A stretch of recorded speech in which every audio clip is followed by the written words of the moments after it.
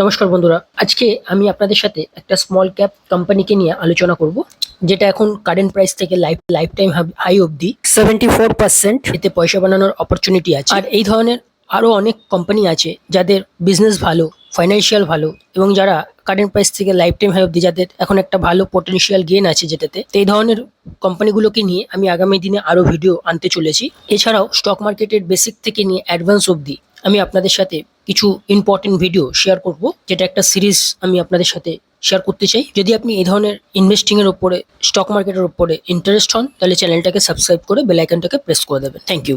আর এই ভিডিওটাকে অবশ্যই পুরো দেখুন, তাহলে আপনি বুঝতে পারবেন কেন আমি এই কোম্পানিটাকে সিলেক্ট করলাম। সো এই যে কোম্পানিটা আছে এর নাম হচ্ছে রিল্যাক্সো। মেনলি এদের ফুটওয়্যারের বিজনেস আছে। আপনি টিভিতে এদের অ্যাড দেখে থাকবেন, রিল্যাক্সো, বাহামাস, যেটা সালমান খান অ্যাড করে থাকে। এছাড়াও স্পার্ক, যেটা অক্ষয় কুমার অ্যাড করে। এছাড়াও ফ্লাইট। সো এগুলো এদের কিছু ব্র্যান্ডেড প্রোডাক্ট। এরা এই ফিল্ডে one of the market leader আছে। এদের কাছে নিজেদের ম্যানুফ্যাকচারিং ফ্যাক্টরি আছে। এখন অবধি 8খানা ফ্যাক্টরি এদের রয়েছে, যার ক্যাপাসিটি অনেকটাই বড়। 10 লাখ পেয়ার পার ডে এখানে প্রডিউস করা হয়। এছাড়া 30 crores পেয়ার ইয়ারলি এই ম্যানুফ্যাকচারিং কোম্পানিতে প্রডিউস করা হয়। সো যেটা এই ফিল্ডের লার্জেস্ট আছে। আর এই কারণে এরা এদের প্রোডাক্টকে অনেক কম দামে সেল করতে পারে, যেহেতু এদের প্রোডাকশন অনেক বেশি।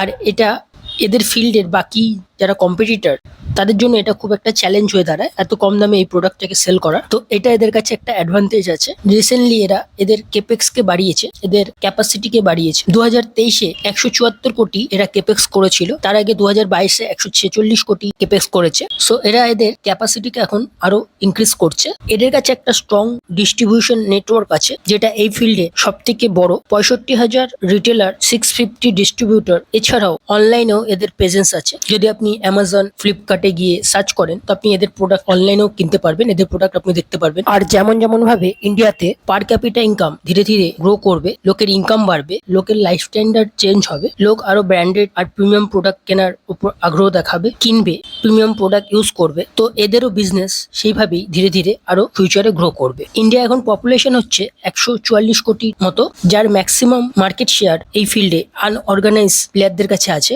সো ফিউচারে এই সব মার্কেট শেয়ার গুলোকে এই ধরনের কোম্পানি যারা এই ফিল্ডের লিডার আছে, এরা কিন্তু আস্তে আস্তে এই মার্কেট শেয়ার গুলো নিয়ে নেবে। তাহলে আপনি বুঝতে পারছেন যে ফিউচারে এদের বিজনেসে আরো কতটা গ্রোথ হতে পারে। আর এদের প্রোডাক্টকে আপনি অনলাইনেও কিনতে পারবেন। যদি আপনি অ্যামাজন, ফ্লিপকার্টে গিয়ে স্লিপার বা চপ্পল বলে সার্চ করেন, তো আপনি দেখতে পারবেন ম্যাক্সিমাম জায়গায় এদের প্রোডাক্ট আপনি দেখতে পারবেন। ফ্লাইট, স্পার্ক, বাহামাস, রিল্যাক্সো, এগুলো এদের প্রোডাক্ট আছে। সো এই কোম্পানিটা একটা স্মল ক্যাপ কোম্পানি আছে। এর এখন মার্কেট ক্যাপ আছে 20,744 কোটি। সো ফিউচারে এই কোম্পানি মাল্টিবায়ার হওয়ার পোটেনশিয়াল আছে। যদি আপনি এর পাস্ট ট্র্যাক রেকর্ড দেখেন, তো পাস্টেও এদের ইনভেস্টরকে অনেক পয়সা বানিয়ে দিয়েছে। যদি আপনি এর পাস্ট ট্র্যাক রেকর্ড দেখেন, তো লাস্ট 12 বছরে কন্টিনিউ এদের রেভিনিউ গ্রো করেছে, সেলস গ্রো করেছে, যেটা লাস্ট 12 বছরে 981 কোটি থেকে 2,914 কোটি হয়ে গেছে এখন। সেম এদের যে নেট প্রফিট, সেটাও লাস্ট 12 বছরে কন্টিনিউয়াসলি গ্রো করেছে, যেটা লাস্ট 12 বছরে 45 কোটি থেকে এখন 200 কোটি হয়ে গেছে। সো আগেও এরা এই একই পারফরমেন্স করবে বলে আমার মনে হয়, কেন এদের প্রোডাক্টের ফিউচারে ডিমান্ড আছে আর এরা এই ফিল্ডের মার্কেট লিডার আছে। যদি আমরা এর ফাইন্যান্সিয়াল দেখি, তো কোয়ার্টারলি রেজাল্টে যদি আমরা লাস্ট 23 মার্চের সাথে 24 এর মার্চের এই সেম কোয়ার্টারের আমরা যদি কম্পেয়ার করি, তো আপনি দেখতে পাচ্ছেন মার্চ 23-তে 765 কোটি ছিল এর রেভিনিউ, যেটা এখন মার্চ 24-এ 747 কোটি হয়েছে। আপনি বলতে পারেন এখন বাড়েনি, বাট অলমোস্ট সেমই আছে। সেম লাস্ট ইয়ারের কোয়ার্টারের সাথে যদি আমরা মার্চ কোয়ার্টারের সাথে, মানে 2023-এর মার্চ কোয়ার্টারের সাথে যদি আমরা 2024-এর মার্চ কোয়ার্টারের কম্পেয়ার করি নেট প্রফিটে, তাহলে 2023-এ এটা ছিল 63 কোটি, যেটা এখন মার্চ 2024-এ 61 কোটি হয়েছে। এটাও আপনি বলতে পারেন অলমোস্ট সেম আছে।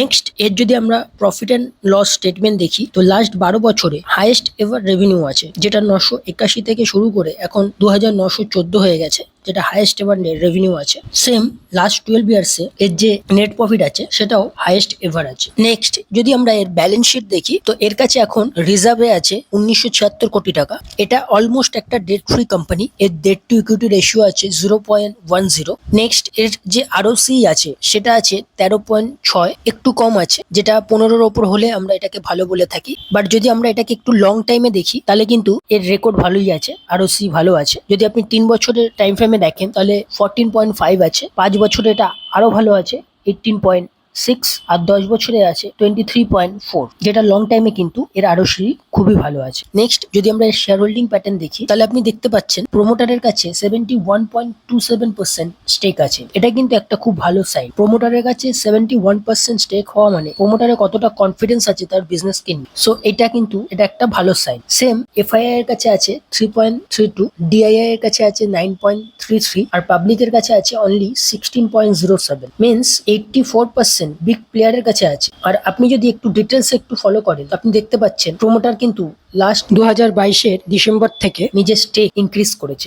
সেম এফআইআই ডিআইআই লাস্ট 2022-এর পর থেকে নিজেদের স্টেক ইনক্রিজ করছে। আর ঠিক এর উল্টোটা পাবলিকের কাছ থেকে কিন্তু স্টেক আস্তে আস্তে কমতে কমতে 19 থেকে এটা 16-তে এসে পৌঁছেছে। তো এই জায়গাটা কিন্তু লক্ষ্য করার বিষয় আছে। নেক্সট এর যে পি আছে, ইন্ডাস্ট্রি পি আছে 73.9, স্টকের পি আছে 103। তো এটা একটু বেশি আছে, বাট এরা পাস্টে যেভাবে পারফরমেন্স করেছে যদি সেম পারফরমেন্স এরা ফিউচারেও করতে পারে, আর যেটা আমার মতে করবেও, কেন এর প্রোডাক্ট যেটা আছে এর ফিউচারে ডিমান্ড আছে আর এরা এই ফিল্ডে মার্কেট লিডার আছে, তাহলে কিন্তু এই পিটা খুব একটা ম্যাটার করবে না। এখন স্টক যেখানে ট্রেড করছে এই সেম জায়গায় 2021-এ এই স্টক ট্রেড করতো। 2021-এ এর রেভিনিউ ছিল 2359 কোটি, যেটা এখন বেড়ে দাঁড়িয়েছে 2914 কোটি। সেম 2021-এ এর নেট প্রফিট ছিল 292 কোটি, যেটা 2024-এ এখন একটু কমে গেছে, যেটা 200 কোটি হয়েছে। বাট এই ধরনের কোম্পানির এগুলো একটা অপরচুনিটি হিসাবে কাজ করে। অলরেডি স্টক কিন্তু লাইফ টাইম হাই থেকে 40%-এরও বেশি ডাউন আছে। নাও যদি আমরা এটা টেকনিক্যালি দেখি তাহলে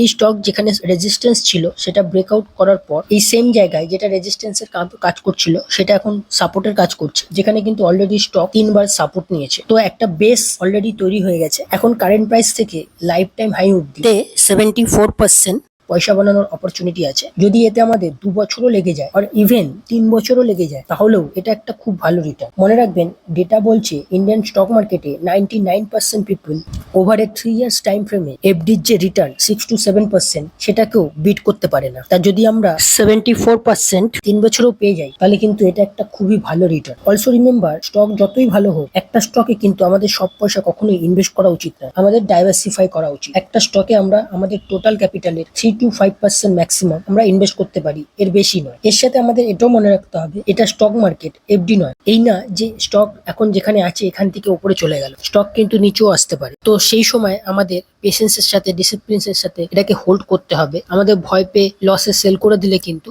আমাদের আলটিমেটলি লসই হবে। কেননা এই যে কোম্পানিটা আছে এদের ফিউচারে বিজনেসে গ্রোথ আছে, এদের প্রোডাক্টের ডিমান্ড আছে, এরা এই ফিল্ডের one of the market leader আছে। এটা একটা ডেট ফ্রি কোম্পানি আছে, এর ব্যালেন্স শিট ভালো আছে। একটু ভালো করে ফলো করলে আপনি দেখতে পাচ্ছেন যে প্রোমোটারের যে স্টেক সেটা তারা ইনক্রিজ করেছে। এফআইআই ডিআইআই এরা তাদের স্টেককে ইনক্রিজ করেছে। বিগ প্লেয়ারের কাছে 84% স্টেক আছে। Stock already lifetime high থেকে 40%-এরও বেশি ডাউন হয়ে গেছে। তো এই ধরনের কোম্পানির জন্য এগুলো কিন্তু একটা অপরচুনিটি, আর এই সমস্ত জিনিসগুলো কিন্তু একটা গুড সাইন। তো এতে আমাদের রিস্কটা অনেক কম হয়ে যায় এবং রিওয়ার্ড অনেক বেশি হয়। বাট এগুলো সবটাই আমার নিজস্ব মতামত, এটা কোনো রকম বাই বা সেলের রেকমেন্ডেশন একদমই নয়। এটা এডুকেশনাল পারপাস আর এক্সাম্পলের জন্য আমি আপনাদের সাথে শেয়ার করছি।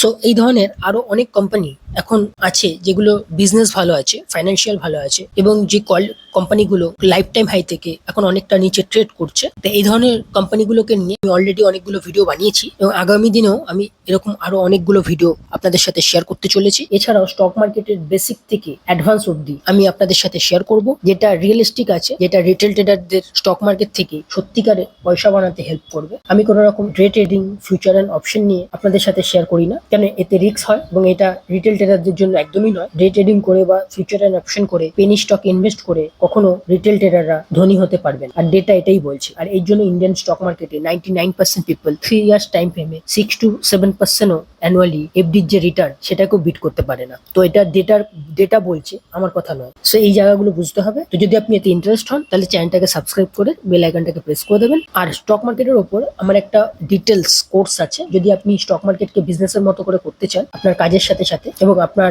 Second source of income create করতে চান, তাহলে এর উপরে আমার একটা কোর্স আছে যেটা এখন 75% ডিসকাউন্ট আছে। এর জন্য আপনাকে অফার 01 এই কোডটাকে ইউজ করতে হবে, যেটা আপনি ডেসক্রিপশনে পেয়ে যাবেন। সো এর লিঙ্ক আপনি ডেসক্রিপশনে পেয়ে যাবেন, আপনি চাইলে এটা চেক করে দেখতে পারেন। তো দেখা হচ্ছে খুব তাড়াতাড়ি নেক্সট ভিডিওতে। থ্যাংক ইউ, ভালো থাকবেন।